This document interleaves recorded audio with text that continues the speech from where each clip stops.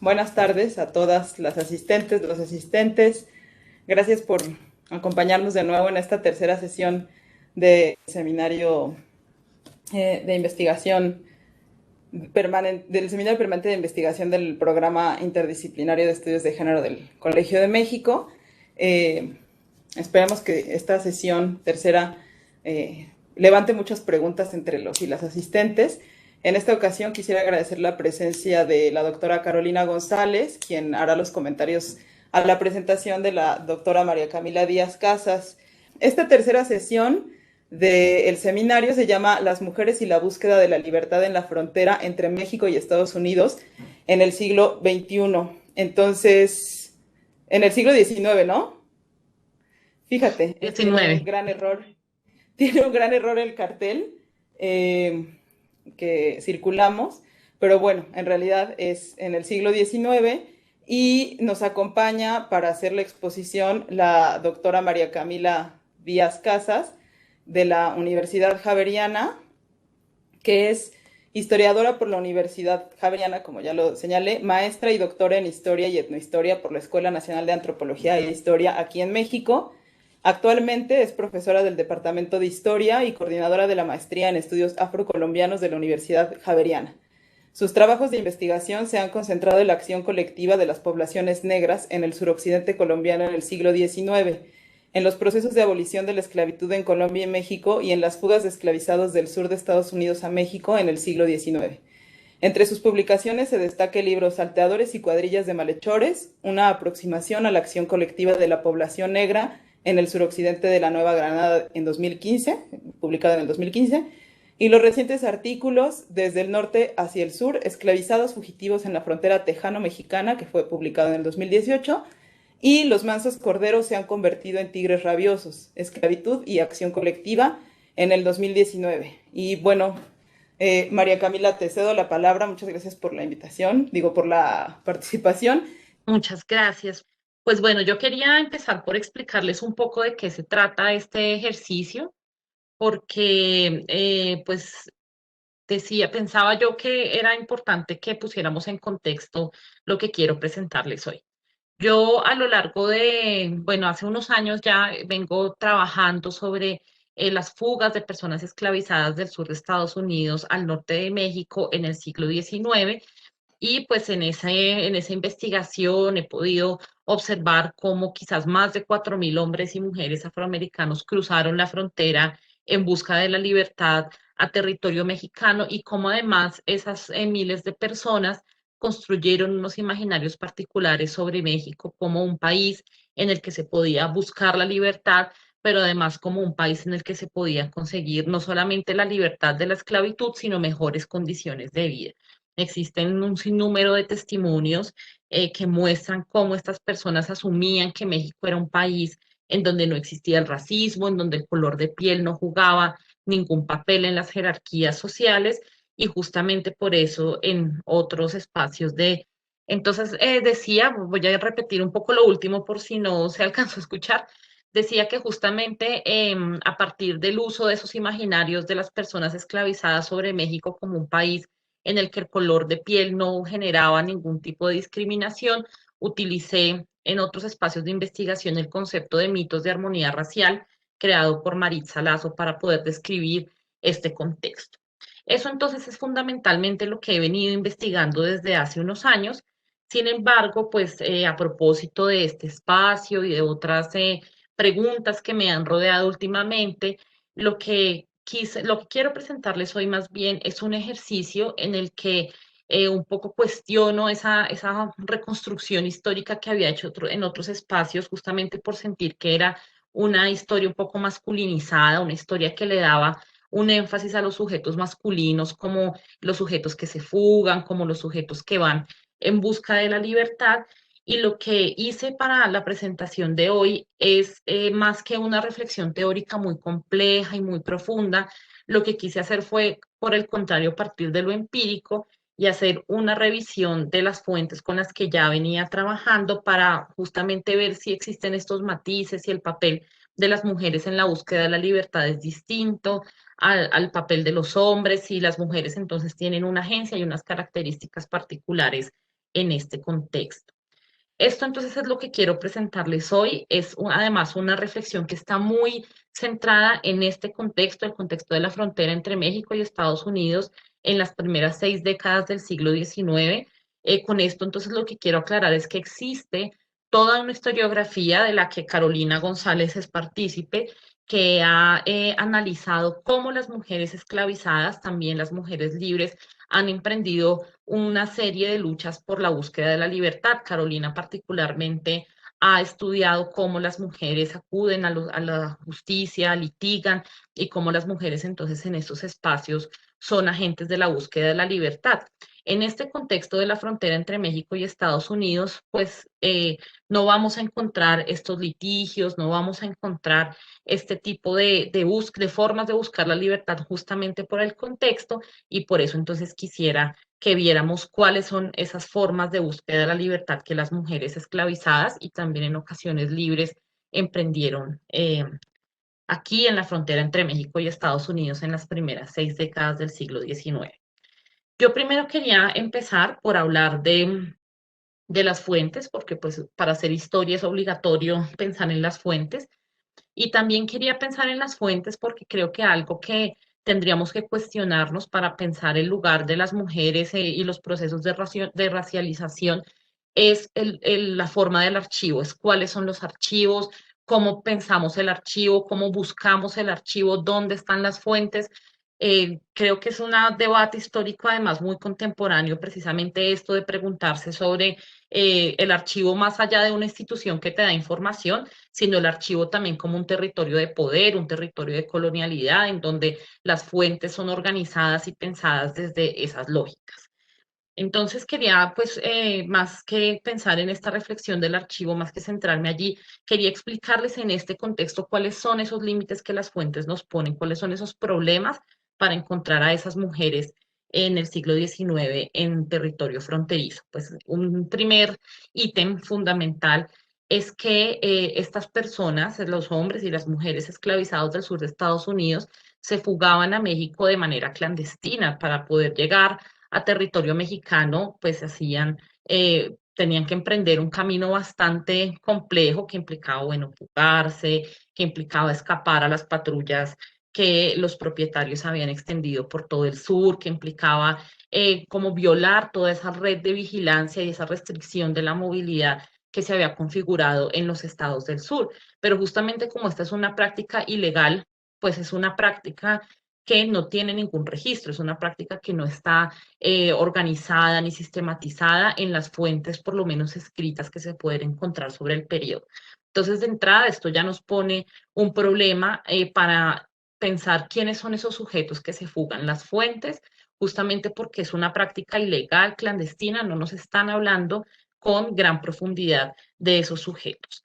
Por otro lado, pues como vamos a ver a lo largo de la presentación, una de las dinámicas que se empieza a desarrollar en la frontera, sobre todo a mediados del siglo XIX, es que los esclavistas, sobre todo de Texas, empiezan a contratar una serie de ejércitos particulares, unos cazadores de esclavos, como así se denominaban, para pagarles para que fueran, invadieran territorio mexicano y recapturaran a sus antiguos esclavizados que se habían fugado a México. Esta práctica de violar la frontera, de entrar a territorio mexicano ilegalmente para recapturar a la gente esclavizada, pues no fue una práctica excepcional, al contrario, fue una práctica sistemática que se fortaleció a mediados del siglo XIX y que, como vamos a ver más adelante, pues amenazó la vida en México de estas personas que se habían fugado en busca de la libertad. Vamos a ver que existen casos en los que entraban los ejércitos de cazadores de esclavos y secuestraban a la gente inmediatamente, la devolvían en Texas por una recompensa y estas personas entonces sufrían castigos físicos, reesclavización, incluso muchos de ellos o ellas eran vendidos a territorios mucho más lejanos. Entonces, este peligro de reesclavización también hacía que estas personas que cruzaban la frontera, pues quisieran estar en el anonimato, no quisieran ser vistas por el poder, por el Estado, por las autoridades locales, y por eso entonces también las fuentes allí no nos ofrecen tanta información como quisieran. Y por último, pues quería señalar que ya pensando en el caso de las mujeres que se fugan, pues tenemos un enorme problema de subregistro. Como seguramente podemos ver más adelante, muchos de estos temas nos dicen una negra, una esclava, no nos hablan de quiénes son estas mujeres, simplemente enuncian su presencia, mencionando que cruzan la frontera o que luego son halladas en territorio mexicano, pero las fuentes no nos hablan de estas mujeres con claridad. Hay casos realmente en donde solamente se dice una negra, una esclava. Y más allá de eso, no sabemos entonces muchos datos de las vidas de esas mujeres pues que cruzaron la frontera. Entonces, a partir de esas limitaciones que nos ponen las fuentes, pues yo había construido dos preguntas en particular que guiaban este ejercicio de revisión de fuentes. Una primera es que si no tenemos esta información clara, visible, explícita en las fuentes, esto quiere decir que solamente los hombres esclavizados buscaron la libertad, cruzaron la frontera y se establecieron a México, o si esto nos sugiere que solamente los esclavizados hombres fueron agentes de su propia libertad, mientras que las mujeres se resignaron a su suerte y continuaron su vida bajo la explotación, el racismo y la esclavitud que vivían en el contexto de las plantaciones. Justamente guiada por esas preguntas, entonces, pues quería mostrarles qué datos había arrojado esa revisión de los casos que relativamente nos hablaban de la presencia de las mujeres en estas fugas, de la presencia de estas mujeres en la dinámica fronteriza. Efectivamente, aunque son pocas visibles en las fuentes, aunque son catalogadas simplemente como una negra, una esclava, una mujer, sí es posible ver que estas mujeres, además de todas las tareas que ya implicaba la vida en la plantación, de todas las tareas que también eran arenas políticas, que implicaban tener redes de solidaridad en las plantaciones, redes de comunicación en las plantaciones, también están presentes en las fugas, también cruzan la frontera, también son leídas desde casos judiciales, desde archivos de autoridades locales, como personas que están tomando ese riesgo tan grande que estábamos comentando y que cruzan la frontera. Esto yo lo quería señalar particularmente porque muchas veces pensar que las personas huyen de la esclavitud es algo que nos parece natural, es algo que nos parece casi obligatorio, pero si nos ubicamos en el contexto de las plantaciones del sur de Estados Unidos en el siglo XIX, realmente tenemos un contexto totalmente agreste para pensar en las fugas. Es un contexto donde hay patrullas todo el tiempo, donde a la gente esclavizada, a la gente negra libre también se le piden constantemente pases, permisos para que puedan circular por las ciudades, para que puedan circular por las plantaciones. La gente esclavista y no esclavista tiene toda una serie de redes de informantes, de persecución. En los testimonios de la gente esclavizada nos hablan de perros cazadores de esclavos, nos hablan de ejércitos cazadores de esclavos, en fin, es realmente un contexto muy violento, es un contexto de persecución y entonces pensar cómo hombres y mujeres cruzan la frontera, creo que es algo que nos debe empezar a parecer mucho más complejo, es algo que tenemos ya que empezar a dimensionar como un riesgo enorme para la vida, para la familia. Adicionalmente esto, hay que abandonar a la familia cuando no se pueden fugar en conjunto, hay que atravesar un territorio agreste. Hay noticias de personas que se perdieron en la frontera y prácticamente quedaron muertas porque no conocían el camino para llegar a México. Entonces quería empezar por allí, como por complejizar esta dinámica de fugarse, de cruzar la frontera, que suena simple, pero realmente es un asunto peligroso, riesgoso, que amenaza también la vida de las personas.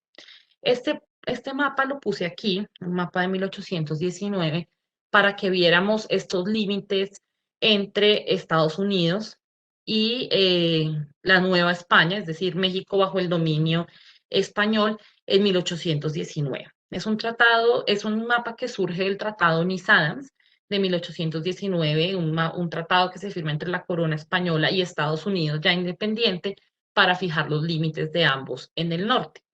Aquí entonces podemos ver que Nueva Filipinas sería pues lo que hoy gran parte de lo que hoy se conoce como Texas y por LA tenemos aquí a Luisiana. A finales del periodo colonial, es decir, en 1819, en 1820, hay muchos casos que nos hablan de mujeres que cruzan la frontera entre Luisiana y Texas, Texas español. porque estas mujeres asumían, dicen algunos casos que ya vamos a comentar, que en territorio español iban a ser mejor tratadas. Entonces, prácticamente entre 1804 y 1820 hay un par de registros de casos de familias completas con mujeres y niños que cruzan la frontera, que se fugan de Luisiana a Texas y que allí llegan entonces en búsqueda de la libertad. Estos casos pues son casos muy preliminares que nos hablan, que son un ejemplo de esto que decíamos, nos hablan de una mujer, una negra y un negrito y unos negros y unos mulatos que se fugaron.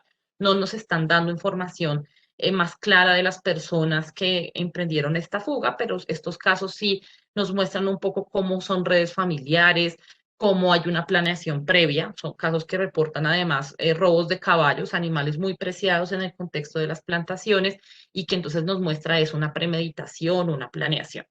Pero yo ya quería hablar de casos que ocurren más bien en este otro contexto, en el contexto de este mapa, cuando México pues ya declara su independencia en 1821 y cuando esas fronteras que veíamos en el Tratado Onís-Adams ya no responden a las fronteras entre Estados Unidos y España, sino entre Estados Unidos y México. Es decir, o sea, como vemos acá en el mapa, Texas todavía hace parte de territorio mexicano. Y entonces en este contexto, ya desde la década de los 20, existen casos maravillosos como un caso del Archivo General de la Nación que nos habla de Juan Pedro Martín, Ricardo Moral y Tibio Taibi, unos esclavizados que huyen de Luisiana hacia territorio mexicano, entendiendo que habían unas tropas mexicanas que iban a Nacogdoches, una población cercana a Luisiana, pero en territorio español de Texas, a reprimir una rebelión de unos personas que estaban buscando como el dominio del territorio.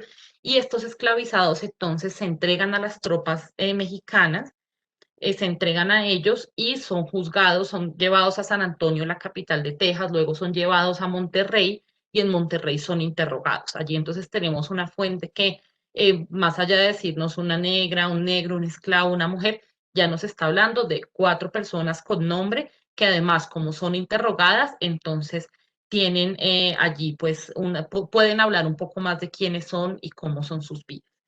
Estas 4 personas entonces se llevan a Monterrey y en Monterrey son interrogadas con un traductor porque no hablan español y cuando se les pregunta por qué se fugaron, por qué llegaron a México, por qué cruzaron a Texas más bien, particularmente la mujer dice que cruzaron a Texas cuando tenían noticia de la llegada de las tropas españolas y entonces sabían que los españoles los iban a tratar mejor, sabían que iban a poder vivir mejor bajo el dominio, bajo ese dominio, su amo los maltrataba particularmente, eso dicen todos, y por eso entonces apenas supieron que las tropas estaban cercanas, se entregaron a ellas para poder ser libres. Este caso es un caso que no se sabe la resolución, no se sabe si estas personas fueron devueltas a sus antiguos propietarios o si pudieron tener permiso para vivir de manera libre en México, pero sí nos habla de un caso en el que Taibi y sus otros compañeros conocían muy bien los contextos políticos en los que estaban jugando para buscar la libertad. Es muy particular que apenas supieran que las tropas mexicanas estaban llegando a Nacogdoches, ellos decidieran entregarse simplemente por presumir que bajo territorios españoles, bajo territorios mexicanos, iban a tener mejores condiciones de vida, iban a ser reconocidos como libres y se iban a poder fugar de eso que ellos narraban todo el tiempo como un maltrato excesivo por parte de su antigua. Otra particularidad es que Martín, Ricardo Moral y Taibi eran propiedades, entre comillas, de un mismo esclavista y estas 3 personas, Taibi en particular era una mujer que vivía en el ámbito doméstico, era una mujer esclavizada que trabajaba en lo doméstico y quizás también algo que esta fuente nos puede sugerir es que justo por esa cercanía con la casa, esa cercanía con las noticias, es que esta mujer y sus compañeros pudieran haber reconocido que llegar a las tropas españolas, a las tropas mexicanas, les iba a garantizar mejores condiciones de vida. Otro asunto que me parece importante en este contexto, en el contexto de este mapa, es que, como muchos sabemos, el 16 de septiembre de 1829, Vicente Guerrero sancionó la ley de abolición de la esclavitud, una ley que, como hemos discutido en otros espacios, pues quedó vigente poco tiempo y la verdadera ley que finaliza la legalidad de la esclavitud en México es en 1837, no en 1829, pero lo importante es que en 1829, de todas maneras, hubo una serie de personas esclavizadas que entendieron la ley, que conocieron la ley y que solicitaron su libertad en nombre de la ley. Particularmente en 1829 ya tenemos este mapa en el que aquí en el norte tenemos la provincia de Coahuila, Texas. En Texas, mexicano, hay una colonia esclavista que todo el tiempo va creciendo, hay esclavitud, hay miles de personas que son esclavizadas en esta zona, particularmente en las plantaciones de algodón, y hay unos colonos angloamericanos esclavistas que se oponen con fuerza a las leyes abolicionistas del centro de México. En 1829 hay todo un lobby político que hacen estos colonos esclavistas para que se les declare una exención a la ley de abolición de la esclavitud y efectivamente lo logran. Vicente Guerrero meses después tiene que reconocer que Texas no va a entrar dentro de la abolición de la esclavitud.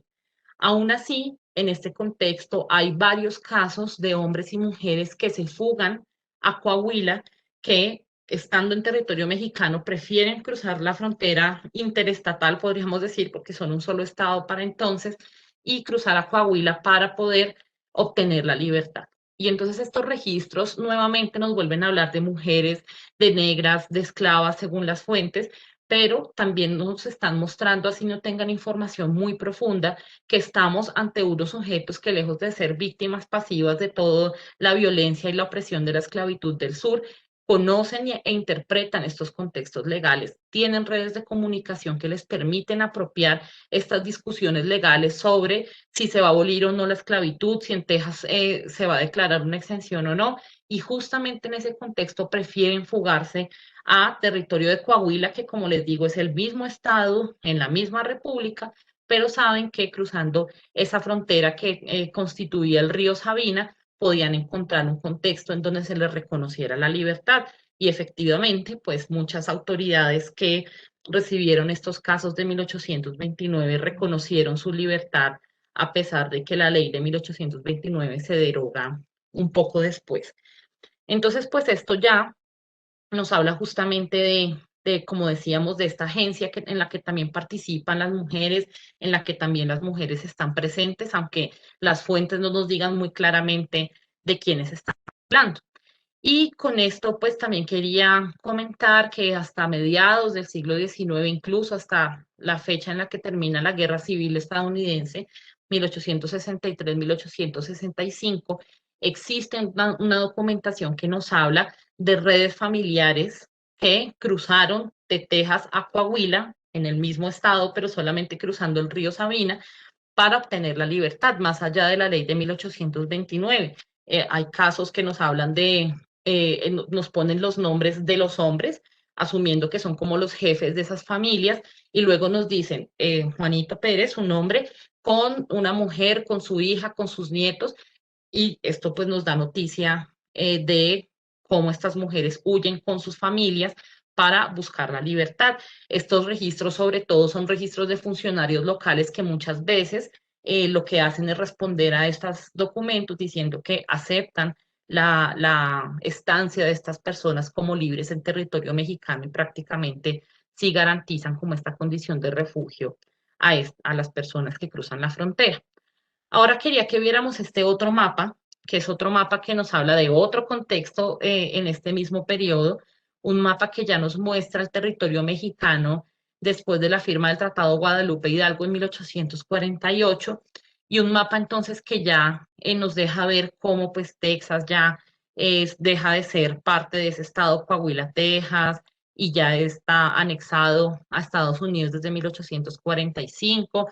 Ya vemos pues acá toda esta pérdida de territorio que seguramente es ampliamente conocida por muchos a partir del Tratado Guadalupe Hidalgo. Yo lo que quería comentar en este nuevo contexto es que como vemos pues las fronteras de refugio son distintas. Las fronteras de refugio entonces ya no son de Luisiana a Texas, ya no son necesariamente de Texas a Coahuila, sino que ahora nos están hablando de una frontera nacional que marca una diferencia enorme de contextos. Arriba tenemos una república, Estados Unidos, donde los estados sureños en su mayoría son profundamente esclavistas, sus leyes son esclavistas. Para 1860 se han contado hasta 4 millones de personas esclavizadas en las plantaciones del sur de Estados Unidos, y cruzando la frontera tenemos un contexto distinto donde la esclavitud ya prácticamente pues, fue abolida, pero además prácticamente ya no significaba, no tenía una gran fuerza económica para la segunda década del siglo XIX. En este contexto, entonces, quería que viéramos cómo se empiezan a desarrollar dos relaciones particulares entre personas esclavizadas, mujeres esclavizadas y personas, hombres y mujeres mexicanos. Cuando se firma el tratado Guadalupe Hidalgo, se empieza a notar un incremento muy grande de la migración de peores mexicanos a Texas y al sur de Estados Unidos. Como muchos sabrán, pues el peonaje es prácticamente una figura muy similar a la esclavitud, y muchos campesinos de origen indígena en México cruzan la frontera a mediados del siglo XIX para buscar mejores condiciones de vida, ya no del norte hacia el sur como pasaba con los afroamericanos, sino del sur hacia el norte. Esto entonces lo que fomentó es que ya a mediados del siglo XIX tuviéramos una importante presencia de peones mexicanos en las plantaciones algodoneras de Texas particularmente, y que convivieran peones mexicanos con personas esclavizadas. Esto, por supuesto, para los propietarios esclavistas era un escándalo, era un gran peligro. En la prensa todo el tiempo están denunciando los graves peligros que representa esta convivencia entre mexicanos y personas esclavizadas. Y esto entonces nos empieza a dar noticia de cómo se empieza a criminalizar a los mexicanos a partir de esa relación con las personas esclavizadas. Yo pensaba en el largo aliento de esta investigación que quizás allí hay un momento importante para pensar esa otredad, esa alteridad que se empieza a construir sobre los mexicanos en Texas particularmente.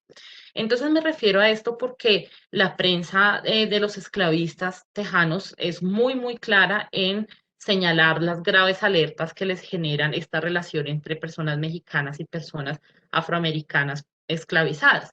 La prensa nos habla de casos en los que un hombre mexicano fue arrestado porque vivía con una niña. Me parece también particular esa como infantilización de las mujeres con una niña que presumiblemente vivía como su esposa. Era una pareja, un señor, una señora, y las fuentes esto lo retratan como una convivencia ilegal, como una convivencia entre un hombre y una niña que dice que era su esposa. Prácticamente esos son los términos de la prensa. Y lo que narra este episodio es que la mujer es capturada, reesclavizada, devuelta a sus supuestos propietarios, y el hombre es ejecutado. Otros casos nos hablan de que cuando hombres mexicanos se veían cercanos a las plantaciones, entonces eran mutilados, eran azotados. Luego hay también muchos datos que muestran que condados específicos en Texas, en los años 50 en particular, expulsan a todos los mexicanos por presumir que son peligrosos para las personas esclavizadas, que los pueden incitar a fugarse a México, que pueden tener como estas uniones maritales que para ellos son supuestamente peligrosas. Esto entonces nos muestra que muchas mujeres esclavizadas también, y no necesariamente en la búsqueda de la libertad, sino también en la vida cotidiana, empiezan a establecer relaciones de parentesco con peones mexicanos, con hombres mexicanos que viven en el territorio fronterizo.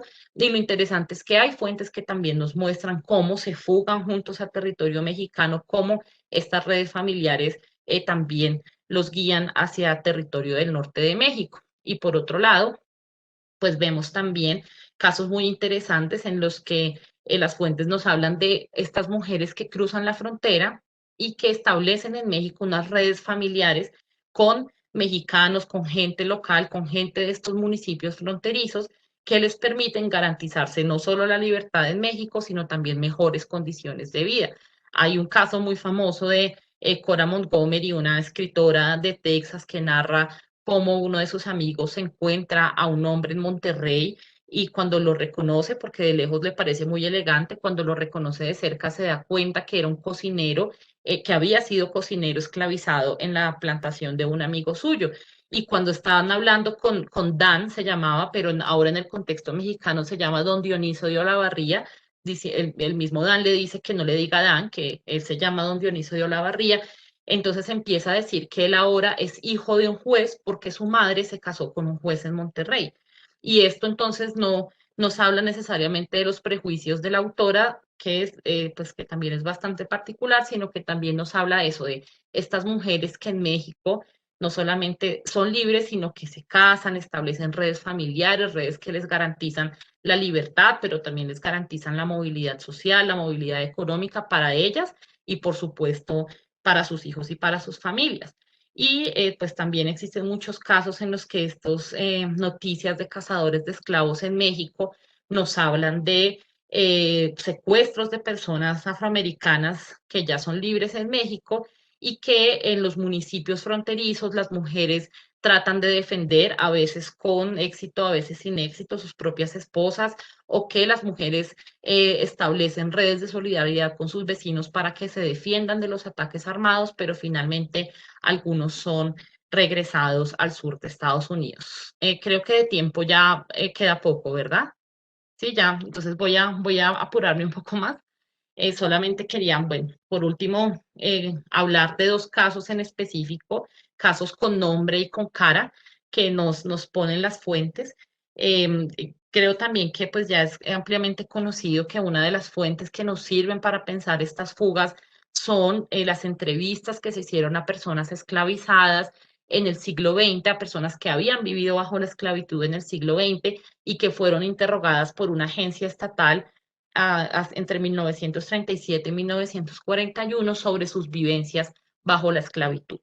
En estas entrevistas, entonces, hay pues un sinnúmero de informaciones sobre la vida cotidiana de las plantaciones, sobre la vida de las personas esclavizadas en las plantaciones, pero yo en particular quería hablar de este caso, del caso de Sally Rowe, una mujer que nace un poco antes de la abolición de la esclavitud en Texas, vive en una plantación, nace en una plantación como esclavizada, sus padres también son esclavizados, es una plantación muy cercana a la frontera entre México y Estados Unidos. Y Sally Rowe entonces es entrevistada en 1941 cuando es muy anciana, cuando es muy mayor, y cuando le preguntan sobre su vida en la esclavitud, entonces ella dice que por haber nacido justo cerca de la abolición, pues que no se acuerda de los tiempos duros, no se acuerda de muchas de las narraciones que le hacían sus antepasados, pero sí se acuerda que vivía en la casa de su amo que se apellidaba Burdett y que era un hombre muy cruel y muy vil. Entre su narración, entonces ella cuenta que cuando era una niña, su padre eh, conducía con otros hombres esclavizados de la plantación unos carros de tracción animal con algodón para llevarlo a Brownsville, que es pues un pueblo fronterizo con Tamaulipas, y que cuando llegaban a Brownsville entonces cruzaban la frontera hacia México y allí vendían el algodón. Pero una de esas ocasiones, su padre y los otros hombres esclavizados que hacían estas operaciones tiraron el algodón en la frontera y cruzaron la frontera y se establecieron a México. Según la narración de Sally Rowe, entonces su padre vivió en México durante muchos años, dice ella, aprendió a hablar como los mexicanos y cuando se acaba la guerra civil vuelve a la plantación en la que ella y su madre todavía residen y se reencuentran con su padre ya hacia la década de los 60. Esta historia me pareció importante porque leyendo sobre las plantaciones en general encontré un estudio súper sugerente, un estudio maravilloso de una autora que se llama Stephanie Camp, quien utiliza un concepto muy útil para pensar estas realidades, que es la geografía del confinamiento, pues mostrando cómo los propietarios esclavistas habían restringido de manera muy cuidadosa todas las posibilidades de movimiento de la gente esclavizada, justamente con esto que decíamos de las patrullas, de los permisos, de la vigilancia, de las redes de vigilancia. Pero lo interesante del texto de Camp es que ella nos muestra cómo las mujeres tienen aún mayores restricciones en la movilidad que los hombres. Y yo creía que el caso de Sally Rowe, creo que el caso de Sally Rowe es un caso muy sugerente al respecto, porque ilustra a la perfección lo que Camp nos dice. Su padre era un hombre esclavizado, obviamente víctima de todo lo que eran víctimas los hombres esclavizados de las plantaciones de Texas, pero podía irse a la frontera con carros de tracción animal, con otros compañeros, a vender algodón y en una de esas ocasiones prefirió fugarse al territorio mexicano y allí vivir como libre. Pero Sally Rowe y su madre no tenían estas posibilidades de movilidad, no podían salir de la plantación, incluso quién sabe si podrían salir de unos espacios domésticos restringidos. Y podemos ver pues cómo ellas, mientras su padre vive en México, dicen ellas le fue muy bien, aprendió a hablar como mexicano, ellas tienen que quedarse restringidas a la esclavitud y a la plantación hasta que su padre vuelva, e incluso vuelve después de la guerra civil y ellas siguen viviendo en la casa del mismo amo Burdett, mostrando cómo pues esa geografía del confinamiento afectaba particularmente a las mujeres quienes veían ahí reducidos sus posibilidades de cruzar la frontera. Y por último, ya para ocupar menos tiempo, quería hablarles del caso de Emily Bates, que es un caso que a mí me parece muy interesante porque sale de esta geografía de la frontera del norte. Es un caso que nos habla más bien de una mujer que se embarca en Texas, en un puerto de Texas, en Galveston, y que llega a Veracruz vía marítima. Emily Bates entonces es registrada hasta que llega al puerto veracruzano, hasta que los oficiales del puerto veracruzano la reconocen, se dan cuenta que es una mujer negra con un niño, presumen que justamente por su color de piel es una mujer esclavizada y son contactados por el propietario de Emily Bates en Texas, a quien les exige devolverles a su propiedad, entre comillas, y exige esto pues con un discurso que invoca la legalidad, la propiedad, etcétera. Como ya habíamos visto, muchos funcionarios mexicanos lo que hacían era garantizar el refugio de las personas afroamericanas que llegaban a México. Muchos funcionarios les daban santuario, se oponían a las invasiones de los cazadores de esclavos, pero en el caso de Emily Bates vemos cómo el funcionario del puerto de Veracruz apenas nota por las informaciones que le llegan de Galveston que ella es una mujer esclavizada, inmediatamente la devuelve con su hijo, la devuelve sin ningún temor, sin pensarlo ni siquiera por un momento, y Emily Bates y su hijo entonces son reesclavizados. Esta noticia aparece en la prensa, aparece en el siglo XIX, un periódico de amplia circulación nacional, y el artículo es una editorial que lo que hace es criticar con fuerza lo que hizo el funcionario y decir que Emily Bates y su hijo merecían quedarse en México, ser liberados de las cadenas. Más allá de estos debates morales que pudieron surgir a partir de este asunto, me parece importante traer a colación el caso de Bates porque si estábamos hablando de un espacio fronterizo en el que era tan difícil fugarse, en el que era tan difícil la movilidad, no quisiera imaginarme entonces qué tuvo que pasar Emily Bates para poder embarcarse en Galveston, para poder utilizar la vía marítima para fugarse hasta Veracruz y pues esto con un final muy infructuoso porque fue reesclavizada y fue devuelta. Yo, para el texto que previamente le pasé a Carolina, había hecho unas reflexiones finales, pero también por tiempo quisiera solamente quedarme con una en particular, y es que esta constatación más a partir de las fuentes del papel de las mujeres en la búsqueda de la libertad en el siglo XIX, sí nos habla de estas mujeres agentes de la historia, sí nos habla de estas mujeres agentes de la libertad, pero también nos habla de una serie de experiencias muy diversas y de la imposibilidad de homogenizar y de categorizar sobre las experiencias de estas mujeres. Todas estas mujeres tienen unas trayectorias, unas experiencias muy, muy diversas y estas trayectorias y experiencias condicionan las diferentes formas que también utilizaron para buscar la libertad. Entonces, estos casos espero que sean también como una invitación a que a la hora de pensar el papel de las mujeres en la historia, a la hora de pensar el papel de las mujeres en la búsqueda de la libertad, tampoco creemos cajones y moldes que homogenicen sus experiencias, sino que también nos hablen de toda esa diversidad, de todas esas formas de lucha que estas mujeres articulan para poder buscar la libertad para ellas y para sus familiares. Entonces yo dejaría hasta ahí. Muchas gracias.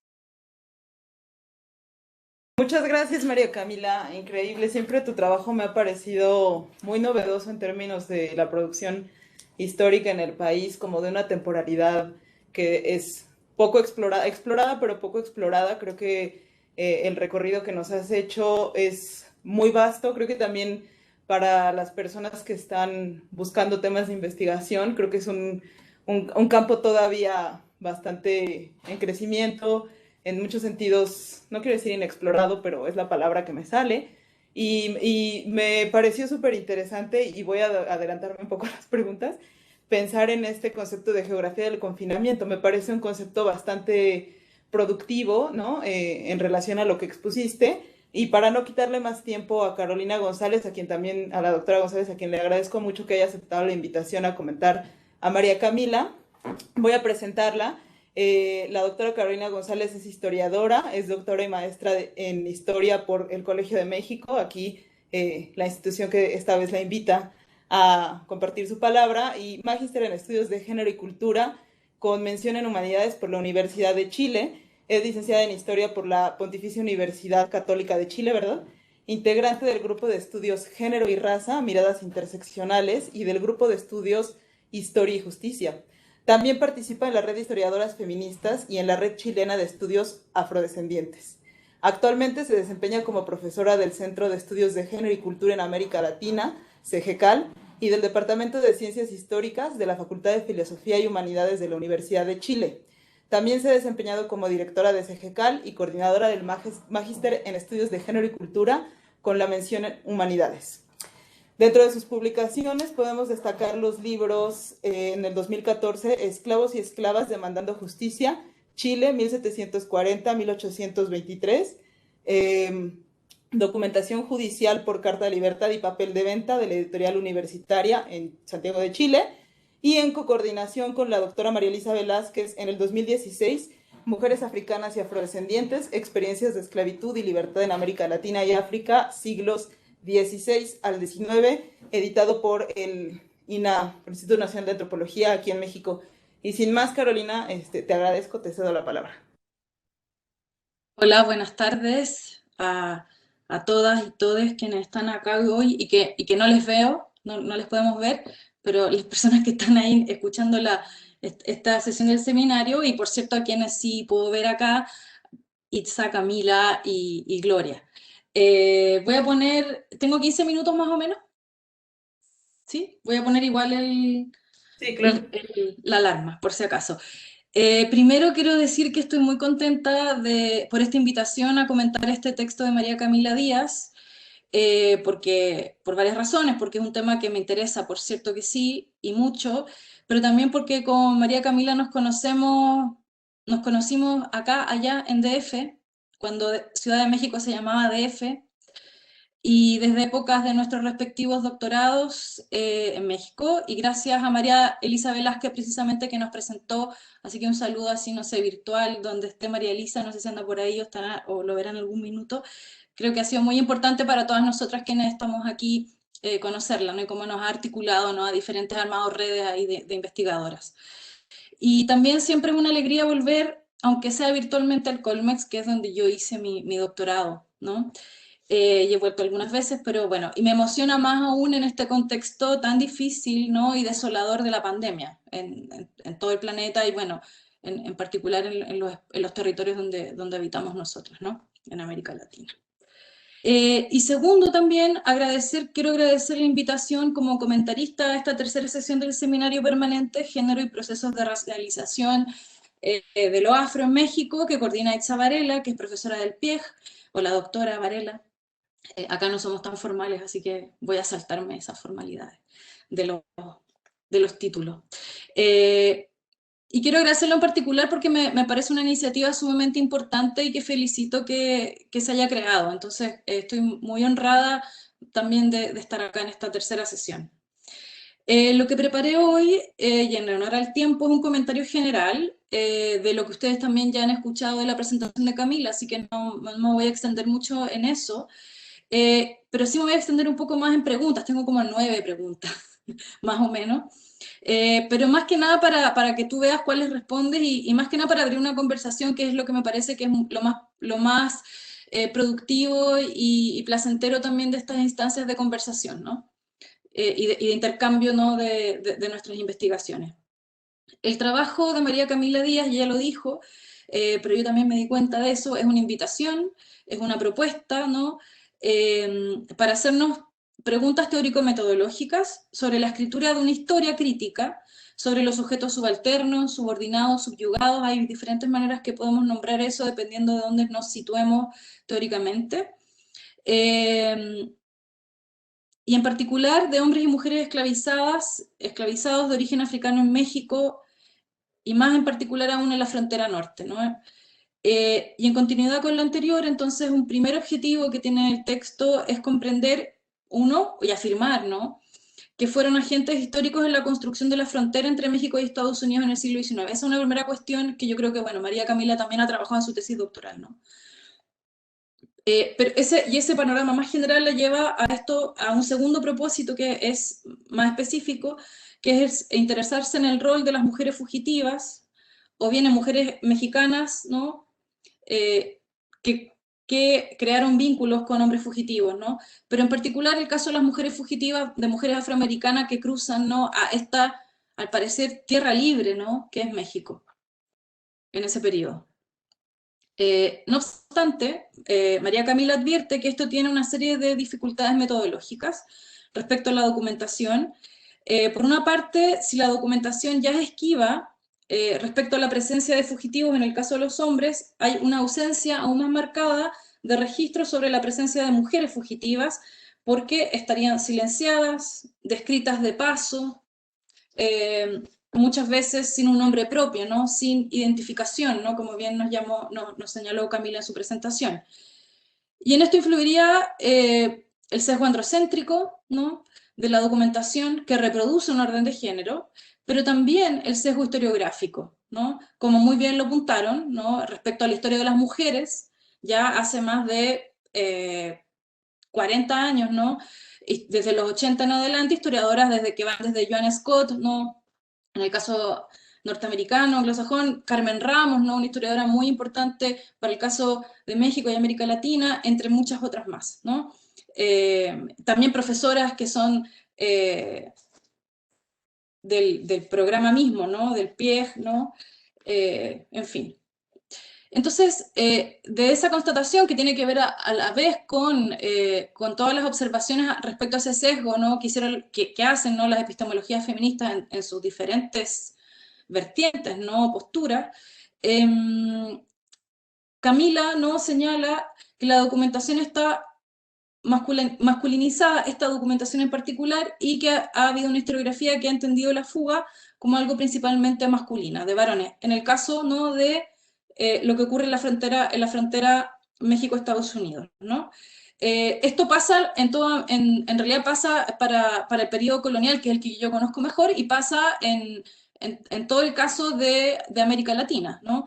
Entonces, al final de mi presentación voy a compartir ahí unos datos, porque justo hice una investigación sobre esto y tengo ahí un artículo. Siempre tengo artículos pendientes hace un rato, pero entonces quiero compartirte igual ciertos datos porque puede ser interesante respecto a algo que estoy tratando de escribir y que tiene que ver con engenerizar la fuga, ¿no? La necesidad de engenerizar la fuga, ¿ya? Ahora, a propósito de esto, de este diagnóstico, ¿no?, que hace María Camila, el texto se propone dar cuenta de una revisión de los enfoques y las fuentes para reflexionar sobre el papel de las mujeres afroamericanas en la búsqueda de la libertad.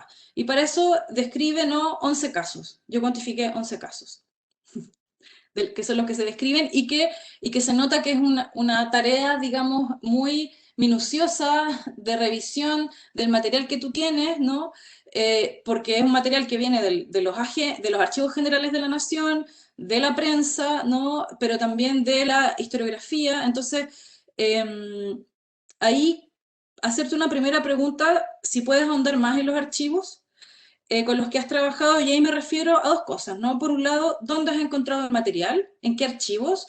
¿Cómo es trabajar, ¿no? Y cómo es trabajar de algún modo en archivo a los dos lados de la frontera, porque de lo contrario creo que es más compleja hacer esa historia. Recuerdo también tus estadías de investigación en Austin, etcétera, ¿no? Entonces, quisiera yo saber ese hacer minucioso de poder ir recolectando la información. Y por otro lado, la tipología de la documentación, porque mencionas prensa, pero hay otro material que no me queda muy claro si es material judicial o de gobierno, son cartas entre las autoridades, exactamente cómo la encontraste. Y luego, también creo que hay otra cuestión bien interesante que tiene que ver con estas redes de vigilancia, ¿no? Y las patrullas que persiguen a los fugitivos. No sé si te parece pertinente y si nos puedes contar un poco más de eso, porque hay leyes también en Estados Unidos que por ahí por 1793, si entiendo bien, habilitan esa conformación de patrullas, que también es un sistema que es parecido igual a lo que pasa en el mundo colonial de Hispanoamérica, ¿no? Donde hay una contratación, digamos, privada, los amos arman a sus patrulleros, pero también hay una insistencia a las autoridades que los apoyan, ¿no?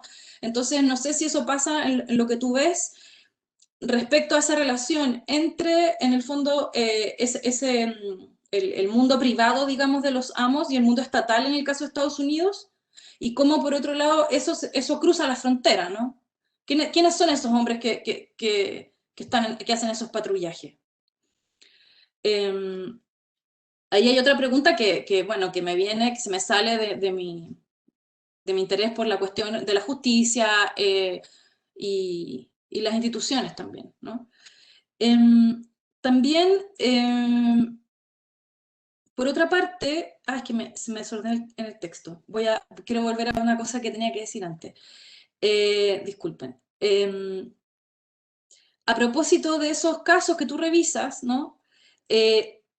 Tú lanzas, digamos, como dos grandes, no sé, hipótesis o supuestos de trabajo, ¿no? Uno que ya mencioné que tiene que ver con México como tierra libre, y voy a ir a unas preguntas que tienen que ver con eso, y por otra parte y que me interesa mucho, sobre todo quizás ahondar más en esto, que las mujeres se fugan en grupos, ¿no?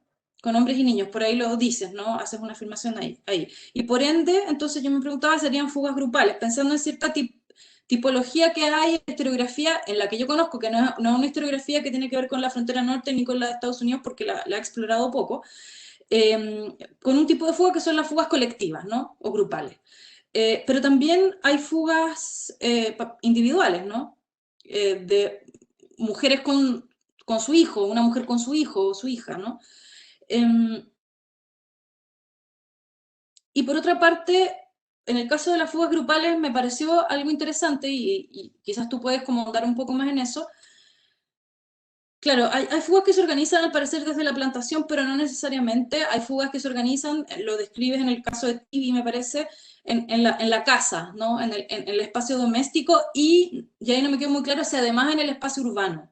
Entonces ahí hay varias configuraciones espaciales que quizás puedes conectar con esta propuesta de Stephanie Camp, ¿no? Sobre la geografía del confinamiento y cómo los espacios de la plantación, por una parte, pero de la casa de la plantación y también dependiendo de qué posibilidad de movilidad hay en las ciudades, habilitarían de mejor o menor o peor manera, permitirían o no, digamos, poder moverse de tal forma que ese movimiento se transforme en una fuga, ¿no?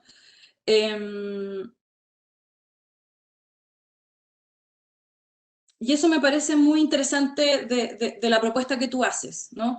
Yo sé que no quieres hacer una tipología, pero a mí me parece interesante que de pronto, al ver muchos casos, y con esto no es una obsesión cuantitativa, necesariamente, porque no podemos, porque no nos dan, a veces, porque la documentación es esquiva, y sobre eso me quiero referir al final,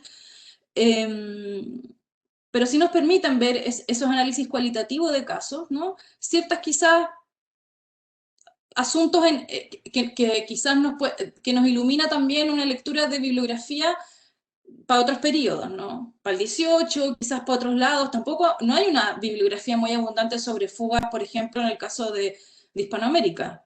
Hasta donde yo he podido revisar hay poco, y en general está este modelo del cimarronaje colectivo, ¿no? Pero trabajos como lo de Bernard Lavalle nos hablan de ese trabajo, de ese petit marronage, como él llama, ¿no? En un artículo que tiene sobre, creo que se llama Amor y opresión en los Andes coloniales, el libro, y el artículo es sobre, en particular, las fugas en Trujillo en el siglo XVII, ¿no? Pero que quizás nos pudiera servir. Ahora, hay toda una historiografía sobre la esclavitud en Estados Unidos, que por cierto que ha trabajado esto, y bueno, ahí hay un montón también de análisis que habría que y me imagino que tú los conoces, hacerse cargo para poder pensar estas formas de entender la esclavitud desde los dos lados de la frontera, ¿no?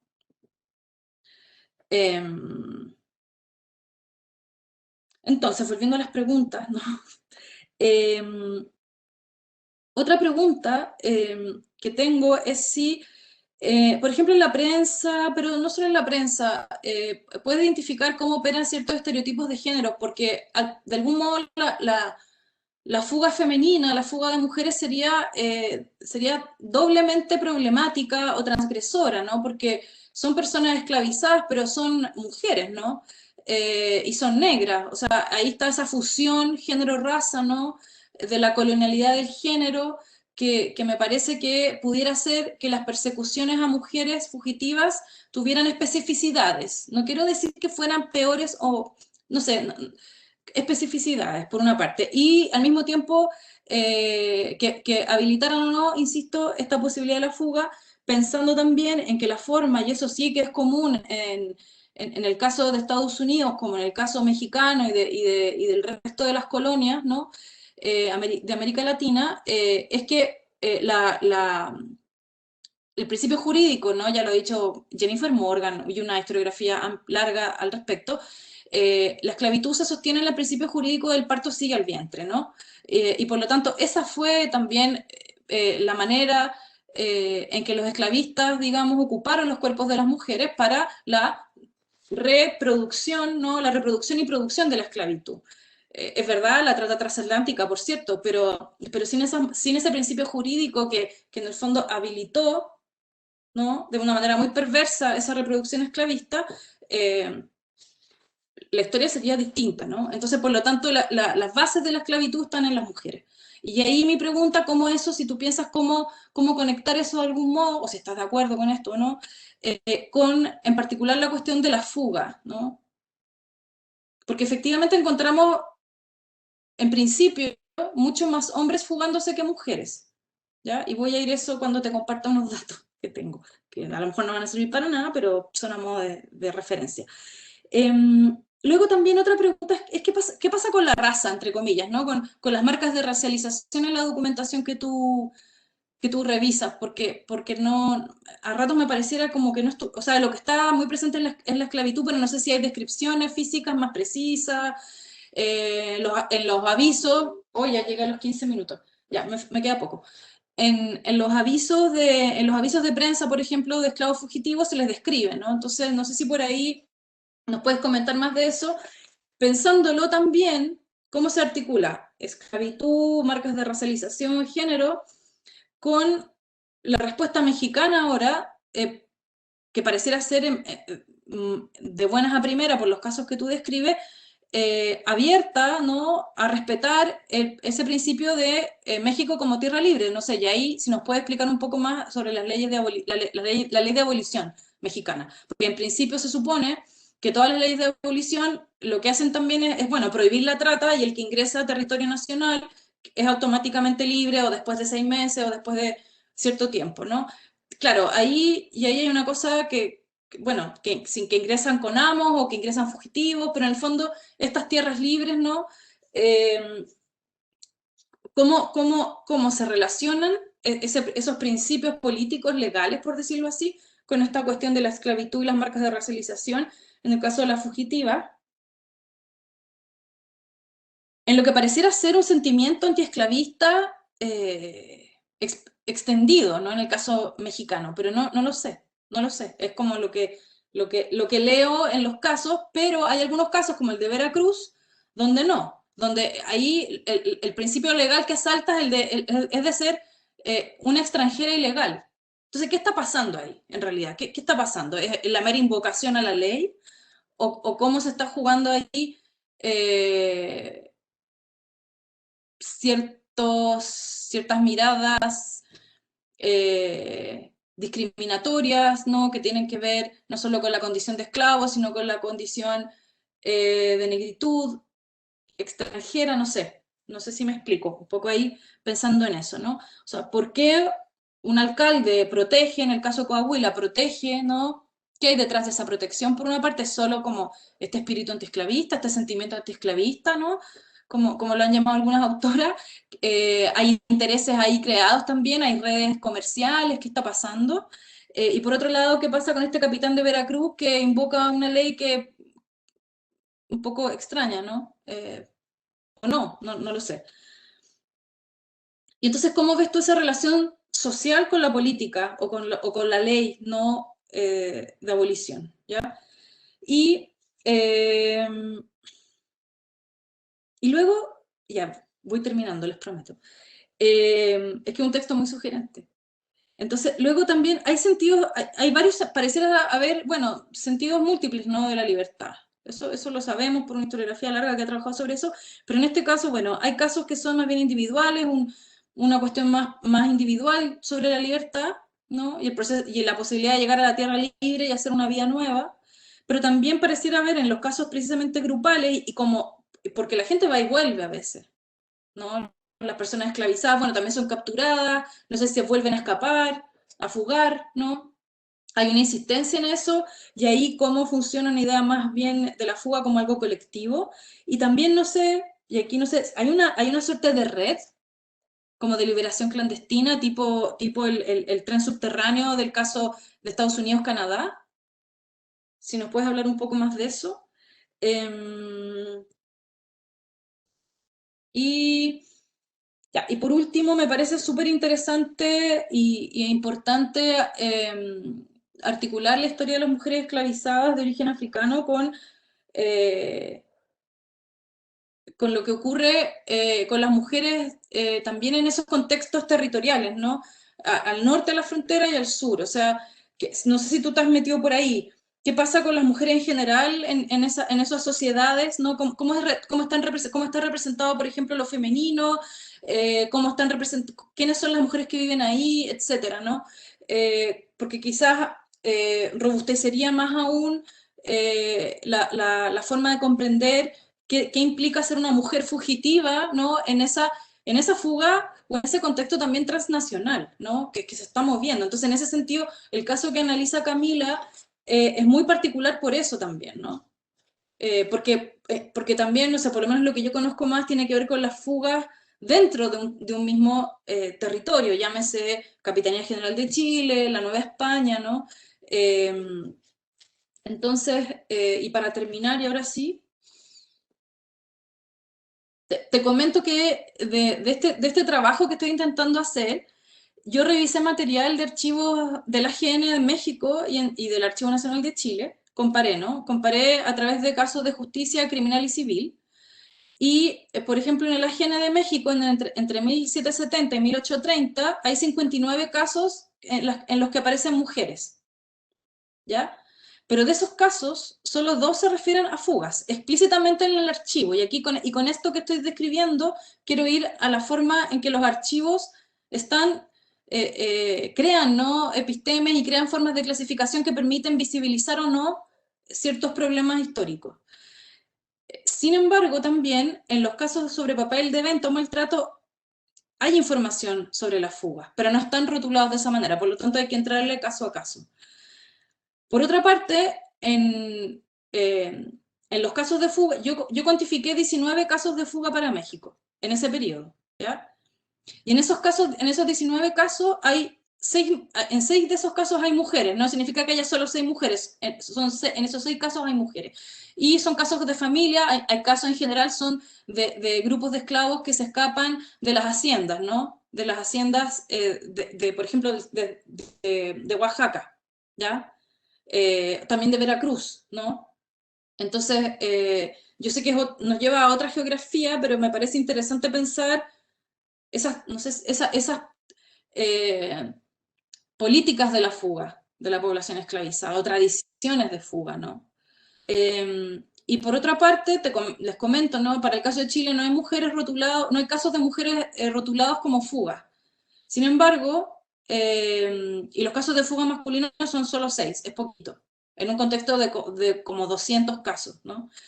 Sin embargo, cuando uno analiza los casos civiles y criminales, empiezan a aparecer amos y amas que se quejan que, por ejemplo, las esclavas viven como libres, siendo esclavas, y que mal usan el permiso, por ejemplo, para conseguir papel de venta. Eso nos va abriendo otros enfoques respecto a la fuga de las mujeres, que yo sé que a lo mejor se alejan del contexto particular que tú estás trabajando, pero que me parece importante señalarlo por esta fuerte inquietud teórica metodológica con la que empieza tu texto y tu presentación y que es transversal a toda tu investigación, porque efectivamente la pregunta de esa escasez documental nos hace preguntarnos, bueno, por una parte, ¿hasta qué punto lo cuantitativo sirve como criterio de representatividad, ¿no?, de una práctica como la fuga en el caso de las mujeres? Tú por ahí mencionas al principio de tu texto que hay 4.000 fugitivos, aunque no me queda claro si están divididos por género, por ejemplo. Por otra parte, ¿cómo pensar la cuestión, y esto es algo que me interesa a mí en particular, ¿no?, del crimen, porque la fuga es un crimen, es un delito. Y por eso tanto los amos están habilitados para contratar patrulleros, ¿no?, y cuadrillas, pero también la ley debería, ¿no?, acompañar, ¿no?, en esas capturas, ¿no? Y en los casos que eso sucede, esos casos han quedado registrados en los archivos, ¿no? Y entonces, ¿cómo pensar también la cuestión del crimen o de esos delitos de fuga con un enfoque crítico de género o feminista, ¿no?, que interrogue nuestras prácticas de investigación histórica, que están cruzadas, como decía yo, por esos sesgos, ¿no?, como el androcéntrico, ¿no?, que vienen advertidos los estudios feministas. Y pensando en que que en general la historiografía, si uno revisa la historiografía sobre fugas, ¿no?, tiene que ver precisamente con casos más bien de hombres, ¿no? Y que eso a su vez tiene que ver con esta idea del gran cimarronaje, la formación de palenques o comunidades, ¿no? Y por lo tanto hay invitaciones ahí de historiadoras como, por ejemplo, Maribela Relucea, para el caso de Perú en el siglo XVIII, ¿no?, a considerar las fugas en la ciudad, pero el mismo Bernal Lavallee, ¿no?, señala que las mujeres se fugaban dentro de la ciudad más bien, ¿no?, o aumenta la proporción de mujeres fugitivas cuando se fugan dentro de la ciudad o en el contexto urbano. Pero esas preguntas, no sé, o esas constataciones de cierta historiografía pudieran no servir a un caso como el tuyo, que es muy distinto por esa cuestión transnacional y fronteriza. Y también invita a preguntarse otra cosa, ¿no? Por otra parte, volver a mirar la documentación, ¿ya?, de lo que no hay, lo que hay, y otro tipo de documentación que pudiera llevar a armar mucho mejor esta historia, y que en eso tú estás, y ahí me parece que la prensa es súper importante. Y por otra parte, también pensar al mismo tiempo si las mujeres se fugan menos porque resolvían los conflictos de otro modo. O sea, hay varias estrategias ahí de liberación de las mujeres, las conocemos, ¿no? Pero creo que eso también es interesante pensar a propósito de que ser una mujer esclavizada no es lo mismo que ser un hombre esclavizado, ¿no? En relación a las labores que se hacen, a el peso que tiene el género en la reproducción de la esclavitud, etc. Listo, eso creo que era. Muchas gracias, María Camila, por esto. Y por último, con esto digo que creo que el título se queda corto porque es muy amplio el título de tu presentación, porque claro, yo empecé a leer el texto y bueno, dije, esto es un artículo sobre la fuga, que genial, ¿no? Me dio más gusto aún leerlo, así que como para eso, para visibilizar más aún eso para la próxima, espero que lo hagas un artículo, ¿no? Creo que sería un aporte súper importante. Eso, muchas gracias. Y disculpen que me haya extendido. No te preocupes, Carolina, al contrario, muchas gracias por tus comentarios. Creo que podríamos, hay dos preguntas que llegaron al chat, bueno, hasta ahora, pero tal vez como hubo tantas preguntas de parte de Carolina, podemos hacer un primer espacio para que María Camila puedas tal vez explicar algunas cosas que no dijiste en tu presentación o responder también o responder las preguntas de Caro. Entonces, adelante, por favor. Perfecto, muchas gracias. Pues yo, la verdad, la que está muy agradecida soy yo porque, pues, escucharla siempre es da una perspectiva muy distinta, porque todos los comentarios de Carolina, pues evidentemente lo que me dejan es muchas ganas de seguir leyendo, de seguir trabajando, de seguir pensando a partir de muchas de los comentarios que Carolina hizo. Entonces, bueno, lo primero que quería hacer era volver a agradecerles, porque de verdad estos espacios son fundamentales, porque estos espacios también lo sacan a uno de las carreras cotidianas y pues también dan esa oportunidad y ese espacio que a veces uno no tiene tanto como para pensar, para reflexionar en su investigación. Entonces, otra vez muchas gracias a Itza, a Carolina y a Gloria, porque pues me siento muy, muy contenta por todo esto. Bueno. Caro, pues muchas gracias, como siempre, muy, muy generosa y como siempre, muy aguda en su manera de leer y de pensar la historia. Yo creo que justamente pensamos en Carolina para que nos acompañara hoy, porque Carolina es una historiadora que admiro mucho, que aprecio mucho, pero además que siempre he visto como esa mirada crítica, esa mirada también tan... justamente eso, crítica de la historiografía, de las fuentes. Yo creo que Carolina ha sido de las primeras historiadoras con las que pudimos hablar sobre este asunto de género y esclavitud. Es una historiadora pues que creo que tiene mucho terreno en este tema y por eso pues también me encanta poder aprender de todo lo que ella dice en este espacio. Estoy leyendo acá la lista que me quedó un poco larga porque pues tomé muchos apuntes, pero entonces voy a tratar de responder las preguntas así como un poquito fusionadas para que pueda dar cuenta de casi todo lo que Caro nos preguntaba. Bueno, yo quería empezar por esa categoría de engenerizar la fuga que me pareció espectacular, una maravilla, sugerente, pero positiva, y además, pues esto también como una propuesta y una invitación a pensar los espacios de fuga no solamente desde la óptica masculina, sino pensarlos en clave de género, pensar lo que esto implica con las fuentes, con los datos empíricos, pensar lo que también implica analíticamente. Entonces, pues esa es una de las grandes viñetas que puse en mis apuntes porque efectivamente es un concepto maravilloso. Pensaba entonces en orden en cuanto al tema de los archivos, esto es importante dar cuenta de ello porque como muy bien decía Carolina, esto pasa en un espacio fronterizo. Entonces, los archivos de México, la documentación de México, por supuesto, nos va a ofrecer una perspectiva de lo que estaba pasando en esa frontera. Es necesario entonces también cruzar la frontera y ver esa otra perspectiva que se está construyendo al respecto de las fugas y al respecto de las personas esclavizadas. Entonces, pues esta investigación que como ya hemos dicho, pues fue mi tesis doctoral, ha sido una investigación como de largo aliento. Tuvo documentación del Archivo General de la Nación de México, del Archivo General del Estado de Coahuila, porque también ese suma en lo local también es muy importante. Documentación de la colección Nettie Benson de la Universidad de Texas en Austin, del el Briscoe Center de la misma universidad, de la Biblioteca del Congreso de Estados Unidos, porque efectivamente cuando hay una escasez de información en las fuentes tradicionales, pues lo que hay que hacer es combinar fuentes, buscar otras fuentes, pensar en fuentes alternativas. Y entonces por eso también es muy importante la pregunta que hacía Carolina sobre la tipología de la documentación, porque esta es una documentación que no se encuentra o solo en la prensa o solo en lo judicial. Es una documentación que está regada por un montón de espacios.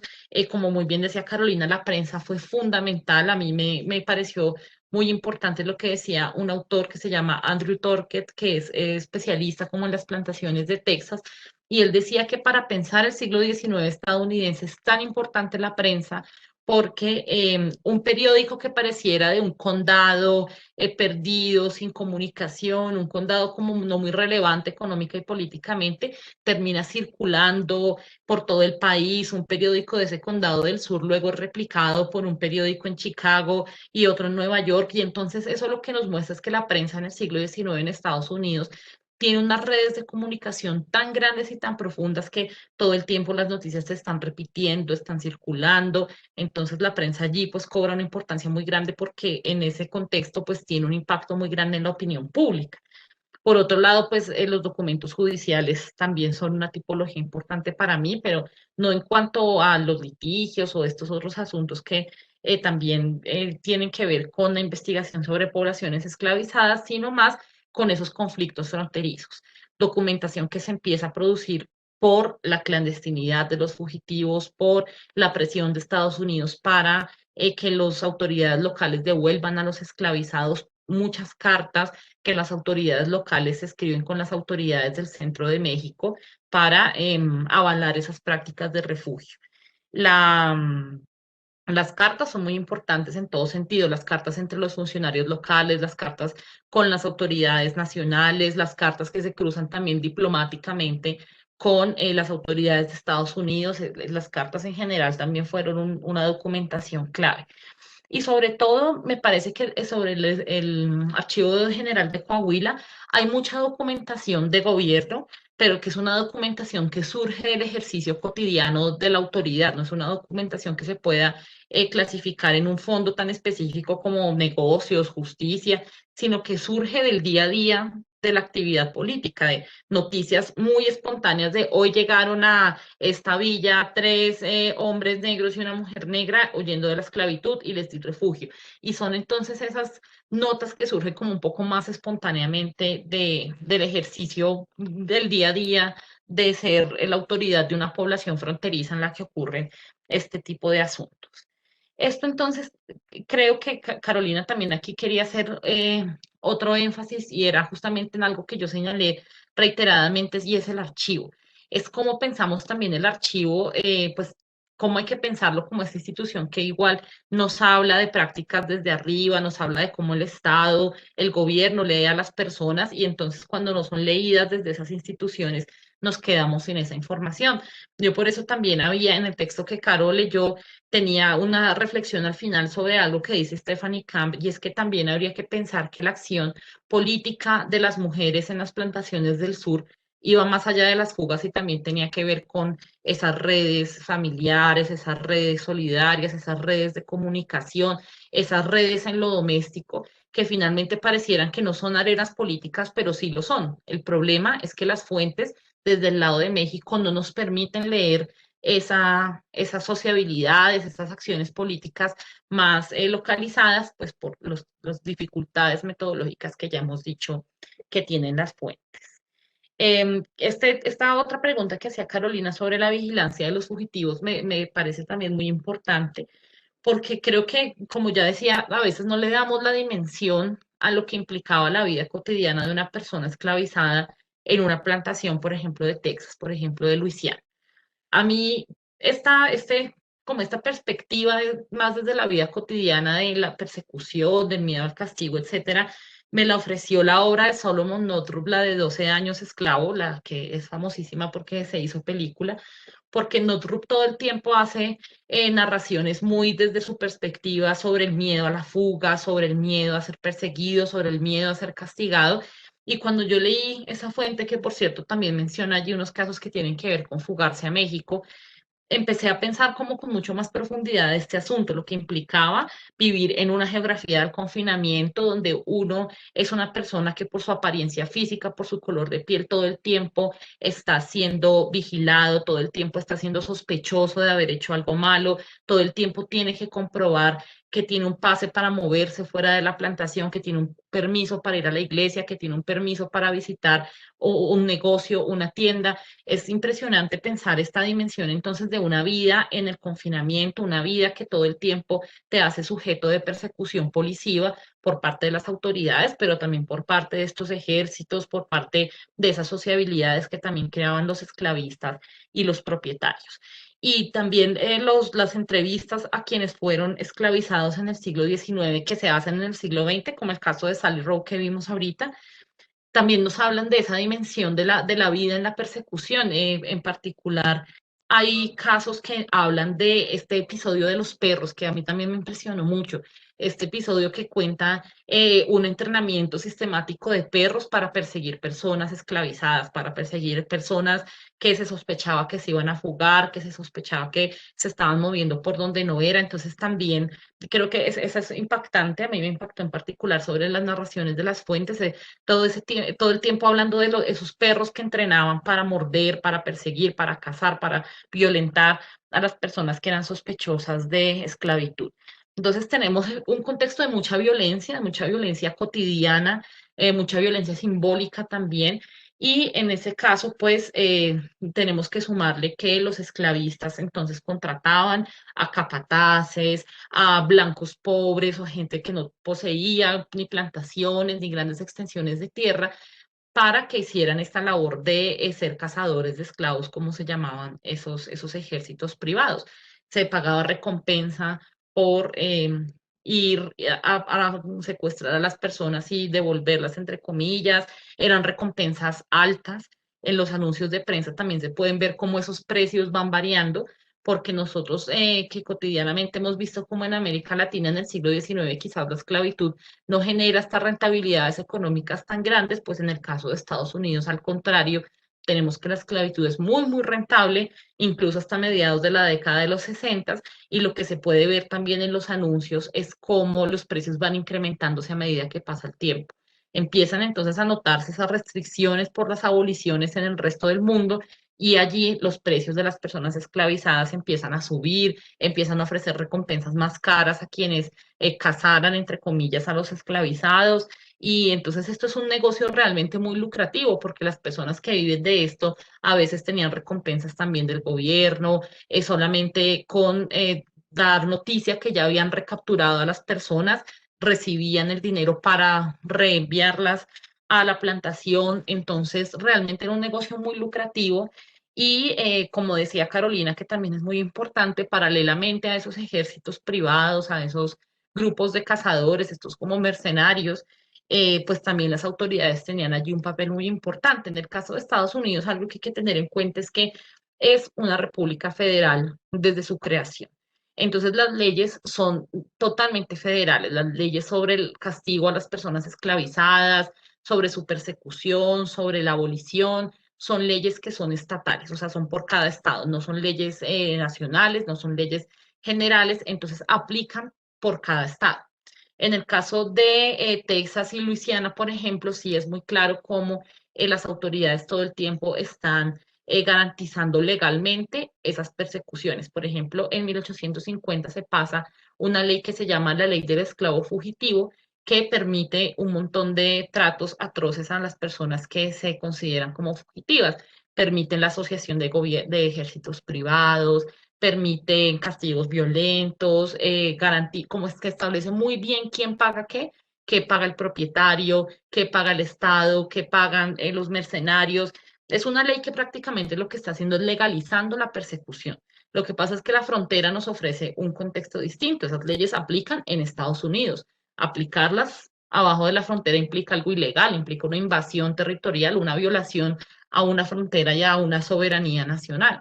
Entonces allí, pues lo que tenemos es que las autoridades estadounidenses no tienen mucho que hacer, sino que el campo de acción allí es de los mercenarios, es de los ejércitos privados. Ellos finalmente son quienes tienen el monopolio de entrar allí ilegalmente a garantizar los intereses de los esclavistas. Esto en el ámbito de lo local, en el ámbito de la frontera. Pero si lo pensamos en el ámbito diplomático, tenemos además que muchos senadores, congresistas, gobernadores de estados esclavistas presionaron continuamente a los embajadores, a los diplomáticos estadounidenses para que a su vez presionaran a México para que se comprometiera a devolver a los esclavizados fugitivos.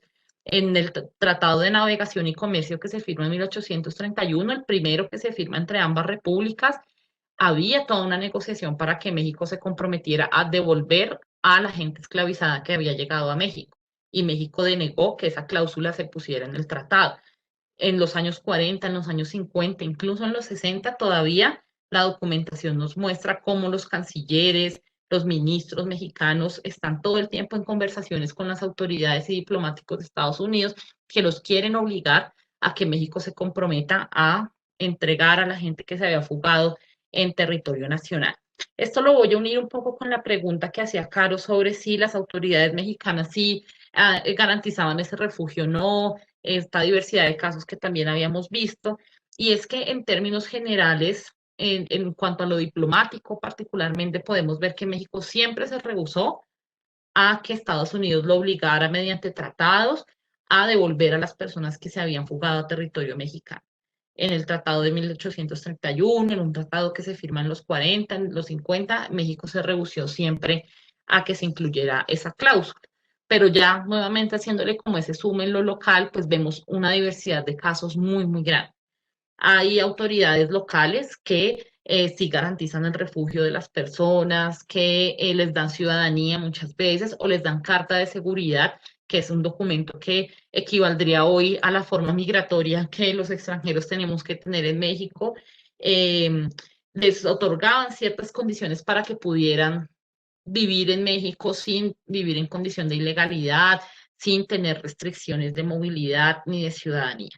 Mucha gente es declarada ciudadana mexicana muy pronto después de su llegada, pero tenemos otros casos en donde quizás por intereses económicos, quizás por alianzas económicas, las autoridades locales sí son cómplices de los cazadores de esclavos o son cómplices de los esclavistas y permiten que la gente sea recapturada, permiten que la gente sea reesclavizada. Y pues el caso de Emily Bates es muy diciente del asunto porque es solamente ese capitán, es solamente ese funcionario portuario de Veracruz el que inmediatamente devuelve a la mujer sin otro procedimiento, sin enviar una carta a las autoridades centrales para preguntarle si la debe devolver. Inmediatamente el hombre este devuelve a Emily Bates y pues no sabemos qué hay atrás de eso, pero pues muy probablemente también tenemos recompensas, tenemos sobornos de parte de los propietarios esclavistas para que sus supuestas propiedades les fueran devueltas.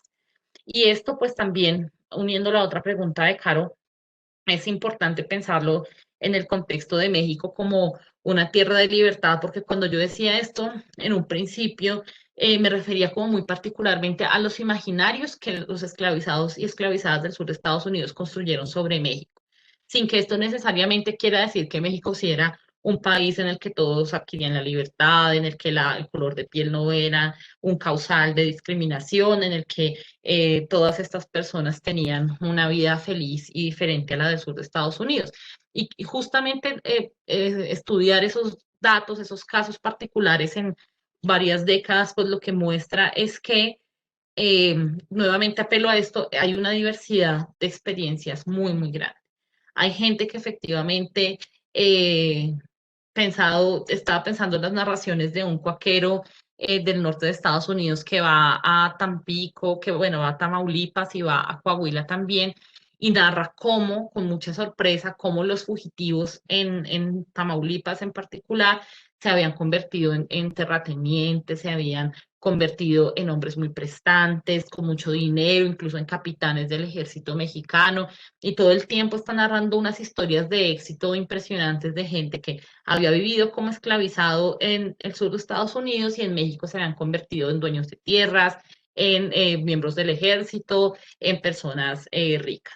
Pero una documentación mucho más cotidiana nos muestra otros casos muy diferentes. Por ejemplo, una gran sorpresa fue encontrar que muchos de estas personas fugitivas, hombres en particular, caen en el peonaje, son conducidos al norte de México, supuestamente en busca de la libertad, pero al tiempo pues se puede ver en las fuentes que terminan siendo peones, que terminan siendo prácticamente viviendo las mismas condiciones en las que vivían en el sur de Estados Unidos. Otro dato que me parecía importante, muy narrado desde la vida cotidiana, es este de regresar. Yo cuando leía esto me preguntaba, bueno, pero ¿por qué regresar? ¿Por qué saliendo de ese contexto tan violento, tan discriminatorio, tan lleno de estas violencias para las personas afroamericanas, por qué volvían? Y muchas veces las historias lo que dicen es, no me fue bien en México, tenía trabajos esporádicos en México y cuando se pasó la guerra civil decidí volver, las familias también era una motivación para volver, como vimos en el caso de Sally Rowe, pero muchas veces era eso, como una desdicha de lo que habían encontrado en el lado mexicano y entonces quizás volver les parecía más prometedor después de la guerra civil para vivir en el sur ya no como personas esclavizadas, sino como personas libres. Entonces yo, una de las hipótesis que yo tenía en mi tesis doctoral era que esa política de refugio de las personas esclavizadas tenía que ver también con intereses políticos que el gobierno mexicano necesitaba garantizar en un proceso de construcción de la frontera. Esto tiene que ver con que desde el siglo XVIII los territorios españoles tienen esta tradición de refugiar a las personas esclavizadas como un instrumento de guerra contra las potencias enemigas.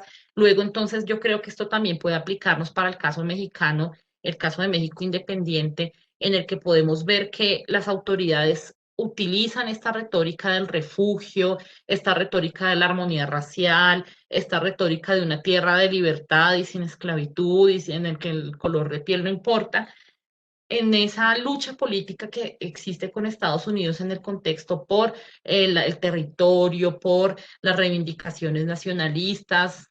Cuando nos salimos de ese contexto, cuando ya vemos estas políticas de refugio, por ejemplo, a principios del siglo XX, cuando ocurre la Revolución Mexicana, pues ya la retórica es totalmente diferente. Marta Sade ha demostrado cómo a principios del siglo XX se niegan el ingreso a afroamericanos que quieren entrar a México, se hacen leyes que prohíben expresamente la entrada de la raza negra, la raza aceitunada, la raza amarilla, dicen las fuentes, y entonces ya vemos, eso a mí me permite también como confirmar mis hipótesis, porque lo que se ve allí es que cuando ya no estamos en un contexto de presión por la construcción de la frontera, entonces ya la retórica de proteger a los esclavizados ya no sirve, ya no es útil, y entonces ya no se aplica en ese contexto. Al revés, se crean leyes que lo que hacen es radicalizar las medidas para evitar que la gente negra, que la gente afroamericana entre a territorio mexicano.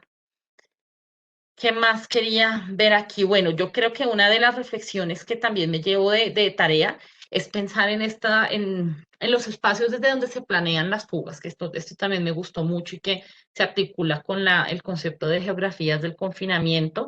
El caso de Taibi, como veíamos, pues es doméstico, entonces es muy probable que allí la planeación de la fuga fuera más en lo doméstico. Los casos de las otras fugas es que no nos hablan en absoluto de ese contexto de origen de los fugitivos, que eso también es, creo que un limitante, pero pues también hay que trabajar para llegar por ahí a nuevas informaciones, a nuevos datos. Y pensando en otra pregunta muy importante de Caro sobre las especificidades que quizás pudieran existir en el castigo, la representación de las fugas de mujeres, pensando en esa intersección entre género, raza, esclavitud, fugitivas.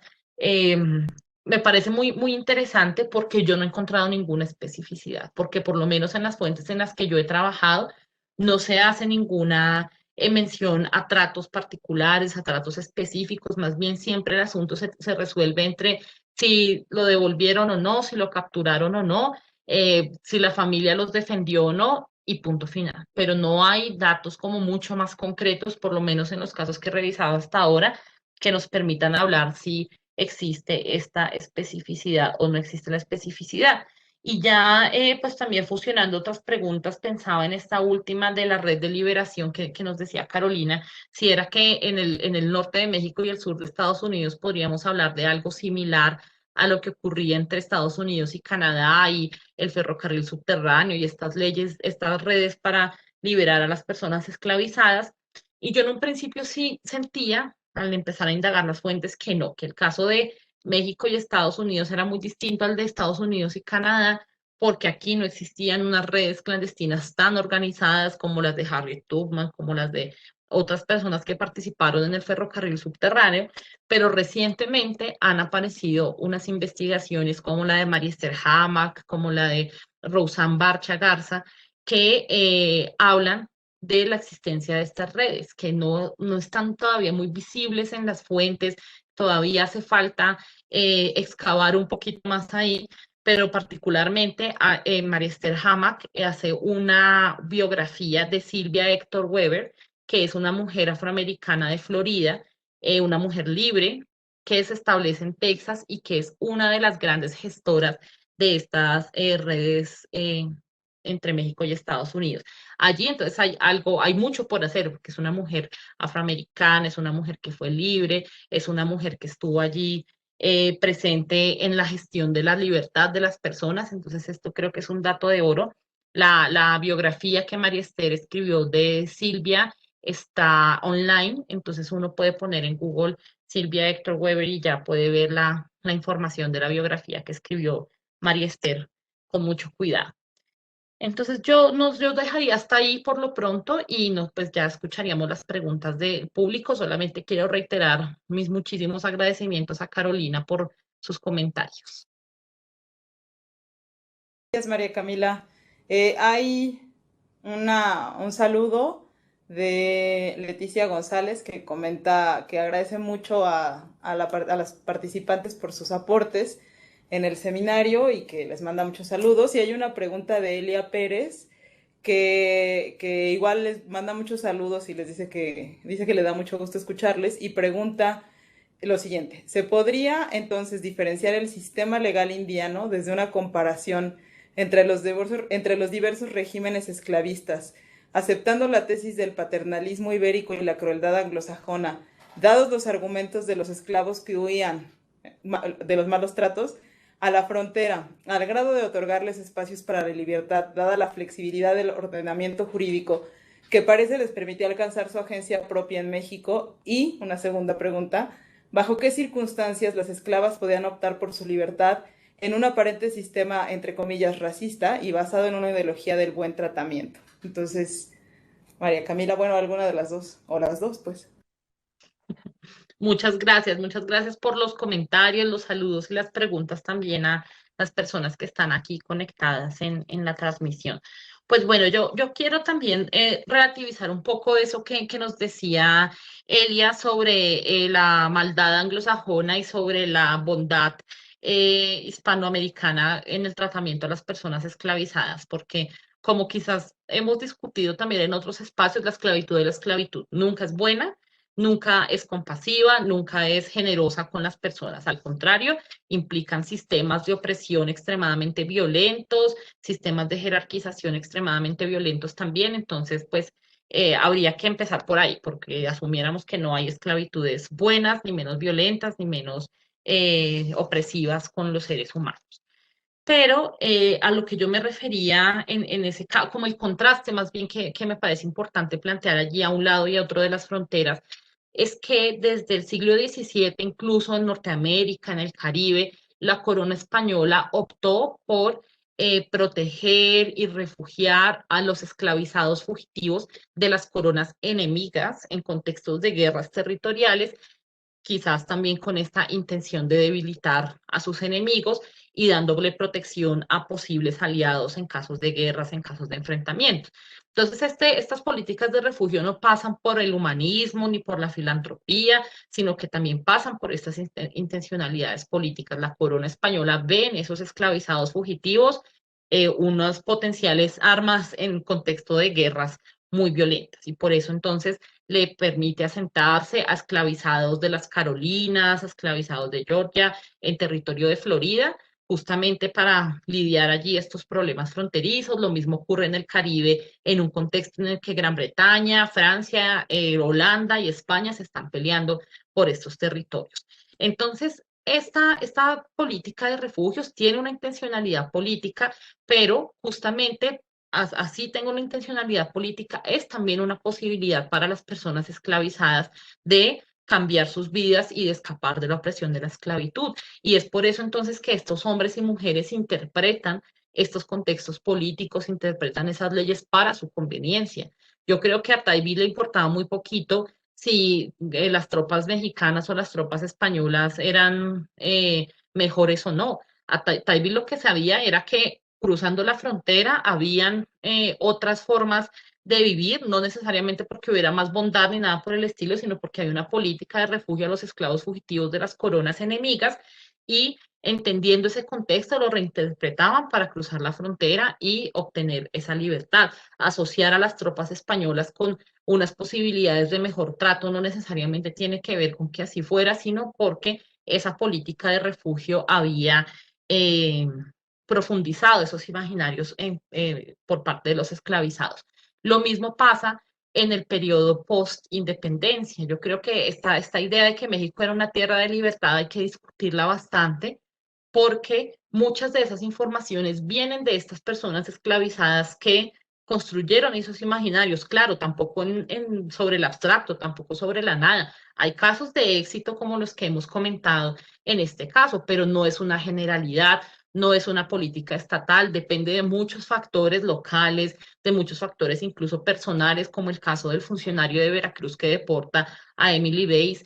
Entonces, en realidad, también hay que matizar esa idea de que México sí era un país de refugio, era un santuario, porque a veces sí, pero a veces no, y a veces también se volvía toda una tormenta para los esclavizados que se fugaban, pensando en que prefieren volver al sur, pensando en que caen en el peonaje, pensando en que muchas veces son personas empobrecidas y son personas también discriminadas. Yo creo que una muestra bonita, una fuente que nos ilustra bonito ese contraste es Benjamin Lundy, el cuáquero que les decía que viaja a Tamaulipas y viaja también a Texas, a Coahuila, para investigar sobre el tratamiento a las personas de origen africano en la zona. Y entonces yo les decía, él narra muchos casos de éxito. Es muy sorprendido, narra entonces casos de terratenientes, de capitanes del ejército, pero cuenta que una vez estaba en un hotel en Tampico y que él invitó a dos jóvenes negros que habían sido esclavizados en el norte de la frontera a tomar algo en el bar del hotel. Y cuando estaban en el bar del hotel, el dueño, o el mesero, no, el dueño del restaurante los expulsó. Y cuando le hicieron el reclamo de por qué los había expulsado, entonces decía que porque eran estos dos jóvenes negros y él no podía tener a gente negra sentada en su bar. Y entonces allí Londi como que entra un poco en conflicto, porque después de haber hecho esta gran apología, de decir que en México todo el mundo era muy feliz, y lo que él le permite como solucionar esa dicotomía, es decir, es que seguro esos prejuicios lo traen los estadounidenses que emigran a Tampico. ¿Sería verdad esto? ¿Sería que entonces los prejuicios eran importados y no eran locales ni nacionales? No creo, ¿no? Entonces esto lo que nos muestra es justamente que pues existen esas dos realidades, que incluso cuando uno quiere hacer una gran apología de México como tierra de libertad, pues el pobre Londi se encuentra con este caso de discriminación muy claro y no puede conciliar esos dos asuntos.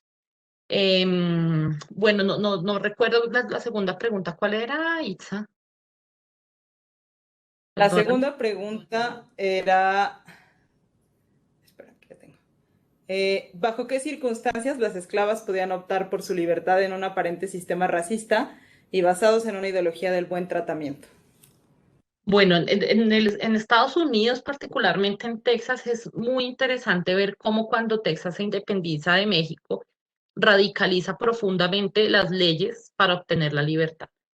Prácticamente restringe toda posibilidad de que la gente esclavizada compre su libertad, reclame su libertad en nombre de testamentos que les otorgaron la manumisión, que la gente adquiera su libertad de cualquier manera. La República de Texas restringe todas esas leyes e incluso restringe que la gente que ya era libre cuando se crea la República pueda seguir siendo libre. Es decir, en la Constitución está clarísimo que la gente puede ser reesclavizada por cualquier motivo. E incluso hay pues muchas fuentes que dicen que ya hacia los años 60, cuando el tráfico desde África hacia América se debilita, el tráfico de personas, entonces muchos propietarios de plantaciones lo que hacían era recurrir a esas tácticas sucias de reesclavizar a gente que ya vivía como residentes libres en la República de Texas y luego en el estado de Texas. En el mundo colonial hispanoamericano, Carolina ha documentado también muy bien cómo hay muchas posibilidades de obtener la libertad, apelando a la justicia, apelando a argumentos como el matrimonio, como los códigos de 1789, como comprar la propia libertad, ser manumitido por los propietarios en casos de reconocimiento, de cercanía. En las guerras de independencia hispanoamericanas hay también un espacio allí de si participaban en un ejército no podían obtener la libertad, pero el gran contraste, y quizás también eso era una de las motivaciones que hacía que las personas afroamericanas del sur de Estados Unidos pensaran que México era una tierra de libertad, en contraste con lo que pasaba en México y en Hispanoamérica, pues ellos en Texas, la verdad, las posibilidades de adquirir la libertad eran casi nulas. Quizás lo mismo podría pasar en Luisiana, lo mismo podía pasar en estados muy cercanos a la frontera y por eso pues la diferencia aparentemente es abismal. La diferencia entre las formas de adquirir la libertad de un lado y el otro de la frontera son muy distintas. Pero como ya decía yo, pues hay que hacer el matiz, que eso no quiere decir que entonces en México no existiera ni el racismo, ni la discriminación, ni las jerarquías raciales y en Estados Unidos. Sí, existen en las dos partes. La diferencia es cómo se expresan y la profundidad de las relaciones de poder que configuran esas jerarquías raciales. Muchas gracias, María Camila. No sé, Carolina, si quieres ahondar Sí, algo sobre las preguntas. sí, muy breve porque me parece importante, estoy totalmente de acuerdo con lo que señala María Camila respecto a la idea de este supuesto paternalismo hispano, ¿no? No. Y no, y esto tiene que ver también con, en el fondo, con la tesis de Frank Tannenbaum, ¿no? En ese libro que se llama Ciudadanía y Esclavitud, y sería interesante revisar el debate revisitado que hace Alejandro Lafuente y Ariela Gross, ¿no? Hace, no sé, 10 años, no sé, está en inglés, pero para enfatizar que el problema acá es que, claro, si miramos solamente la normativa, en apariencia pareciera ser que ese paternalismo es así, pero sin embargo, precisamente la historia social da cuenta que no. Y eso tiene que ver también con que la comparación de los sistemas esclavistas están hay que entenderlo de una manera transnacional y en contexto de imperios esclavistas, ¿no? Por lo tanto, eso por una parte. Entonces, ese paternalismo, ¿no? Me parece que es como, sigue siendo un modelo muy dicotómico para entender las esclavitudes en las Américas.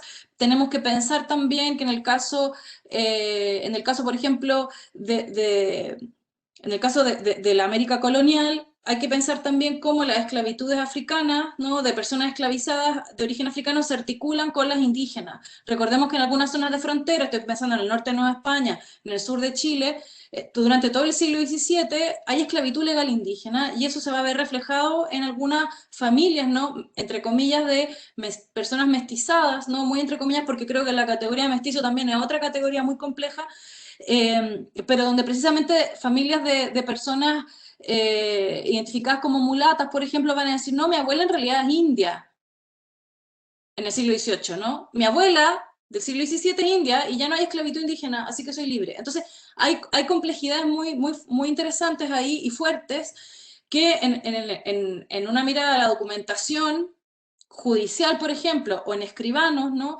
Nos entrega precisamente una mirada mucho más compleja que desarma, digamos, esa suerte de interpretación un tanto dicotómica o bastante dicotómica de que vista solamente desde la cuestión normativa. Entonces, ahí ojo y recomiendo mucho ese dossier y ese dossier de Alejandro Lafuente y Ariela Gross que revisitan el debate de Tannenbaum, ¿no? Precisamente para romper con esos supuestos, ¿no? Y por último, muy breve, porque efectivamente ser una persona esclavizada no es, o sea, es una situación muy compleja, por decirlo muy superficialmente, en diferentes contextos, ¿no? Sean los hispanoamericanos o los anglosajones. Y por otra parte, creo que sobre las mujeres y la libertad, bueno, se puede salir de la esclavitud, ¿no? En el mundo hispano, entre comillas, ¿no? La esclavitud es una situación antinatural, lo dicen las 7 partidas, ¿no? Y los colonizadores españoles y la monarquía lo sabe durante todo el periodo que dura la colonia, ¿no? Y tratan de justificar lo injustificable, ¿no? Y ahí hay documentación y debates muy interesantes, ¿no? Durante el siglo XVII sobre la esclavitud indígena, pero también de africanos, y luego, claro, los debates sobre la liberación, sobre la abolición, perdón, en el XIX. Recordemos también que eh, las repúblicas latinoamericanas se construyen con esclavos, ¿no? Hay una contradicción ahí y eso lo ha trabajado de manera muy interesante María Eugenia Chávez, ¿no? Por lo tanto, es una institución bastante extensa, ¿no? Y luego, me estoy saliendo del tema y ya estamos en la hora, a la libertad puedes entrar y salir de la esclavitud de diferentes maneras que están acotadas según derecho. Si hay castigos excesivos, en realidad puedes cambiar de amo y eso lo puedes pedir ante la justicia. Las personas esclavizadas tenían ese, entre comillas, derecho, no el derecho como lo entendemos nosotros, sino ciertos privilegios en el entendido que son sujetos que tienen una condición de subordinación tal que en su diferencia pueden solicitar ciertas cuestiones y una de esas es un papel de venta para cambiar de amo. También solicitan libertad. Las mujeres en particular, al comprobar, por ejemplo, que un amo les dejó la libertad en testamento y los herederos no lo cumplieron. Y eso lo vemos en la justicia, ¿ya? Ahí hay investigaciones sobre esos temas. Y luego, es en el ámbito judicial, que es una pequeña muestra. No es que todas las personas esclavizadas van a montones a los tribunales, pero van bastante de todas maneras, ¿no? Sin embargo, es como el último, digamos, eslabón en una cadena de negociaciones con los amos, ¿ya? Y por otra parte está todo el material que te entregan las manumisiones, que son las liberaciones que dan entre comillas, por gracia y bondad los amos, que es el vocabulario que se ocupa, la documentación, pero cuando tú revisas y sistematizas, y aquí sí que la cuantificación es importante, por ejemplo, para lo que yo he podido ver, para el caso de Chile, entre 1770 y 1823, 1823 es cuando se abolió la esclavitud, no sé, la mayoría de las manumisiones son de mujeres, ¿ya? Y dentro de esas manumisiones la mayoría son coartaciones, es decir, autocompras. Por lo tanto, te das cuenta que cómo las mujeres están gestionando redes ahí muy interesantes para conseguir las maneras de comprarse en cuotas, que eso es la coartación en general. Te compras en cuota, previo acuerdo, por lo tanto te cuentan otras historias. Eso así súper en breve para señalar algunas formas de entrar y salir de la esclavitud y otras, por cierto, la fuga. Muchísimas gracias, Carolina. Bueno, pues yo sé que tanto Carolina como María Camila tienen que ir a dar clase y hacer otras cosas en sus horarios del Cono Sur, entonces solo me queda agradecerles muchísimo haber aceptado la invitación y haber generado este espacio tan novedoso de una discusión que en México no tiene tantísimos espacios, entonces creo que fue muy ilustrativo, creo que para quienes estamos de alguna u otra manera en el tema nos permite como ir y venir de ciertas discusiones y también pensar, insisto, para los y las alumnas de la maestría y de otros espacios, digamos, las líneas de investigación que podrían abrirse, que están pendientes. Les agradezco mucho, y también le agradezco mucho a Gloria y a Lidia del PIEG por la organización y la logística para llevar a cabo el seminario, igual que a los servicios de cómputo del colegio y a todas las personas que asistieron a esta sesión. Ya por último, para que podamos irnos a nuestros siguientes horarios de trabajo interminable, decirles que la cuarta y última sesión de este seminario va a ser el viernes 14 de mayo, es la única sesión que no es en miércoles, a las 4 de la tarde y se va a llamar Los colores del antirracismo latinoamericano, a cargo de la doctora Mara Viveros de la Universidad Nacional de Colombia. Yo voy a estar comentando esa ponencia y va a moderar el doctor Tito Mitjans del Departamento de Economías Decoloniales del Centro Comunitario El Cambalache. Entonces, los y las esperamos, también a María, a Camila y a Carolina, Gloria, a quienes nos escucharon hoy, y agradecerles de nuevo. Les mandaremos sus constancias y pues estamos en comunicación para continuar con este diálogo. Gracias. Gracias a ustedes, gracias al público, gracias a Gloria, a Lidia. Muchas gracias. A Caro, un gusto. Un abrazo grande a todas. Muchas gracias. Cuídense mucho. Lo mismo ustedes, cuídense. Muchos abrazos. Chao.